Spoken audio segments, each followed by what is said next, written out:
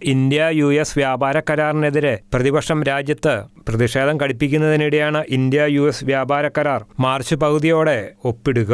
നിലവിൽ ഇന്ത്യൻ ഉൽപ്പന്നങ്ങൾക്ക് 25% പകരം തീരുവയും റഷ്യൻ എണ്ണ വാങ്ങുന്നതിന് ചുമത്തിയ 25% അധിക തീരുവയും ചേർന്ന് 50%മാണ് തീരുവ US ചുമത്തിയിട്ടുള്ളത്. ഇന്ത്യയ്ക്ക് പുറമെ ബ്രസീലിന് മാത്രമാണ് ഇത്രയധികം തീരുവ US ചുമത്തിയിട്ടുള്ളത്. ഇന്ത്യ US വ്യാപാര കരാർ പ്രാവർത്തികമാകുന്നതോടെ തീരുവ 50%-ൽ നിന്ന് 18%-ആയി കുറയുമെന്നാണ് പ്രതീക്ഷിക്കുന്നത്. ഉടമ്പടിയുമായി ബന്ധപ്പെട്ട് നിക്ഷേപ വാഗ്ദാനങ്ങളൊന്നുമില്ലെന്ന് കേന്ദ്ര സർക്കാർ വ്യക്തമാക്കുന്നു. വിമാനങ്ങളുടെ കാര്യത്തിൽ മാത്രം ബോയിങ്ങിൽ നിന്ന് $50 ബില്യൺ വാങ്ങലാണ് നടത്താൻ ഉദ്ദേശിക്കുന്നതെന്ന് കേന്ദ്രം വിശദീകരിക്കുകയും ചെയ്യുന്നുണ്ട്.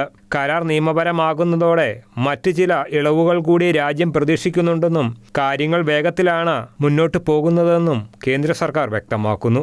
കരാറിനെക്കുറിച്ചുള്ള സംയുക്ത പ്രസ്താവന നിയമപരമായ കരാറിൽ മറ്റു വ്യവസ്ഥകൾ ഉൾപ്പെടുമോ എന്നതെല്ലാം പിന്നീട് മാത്രമാകും അറിയാൻ കഴിയുക.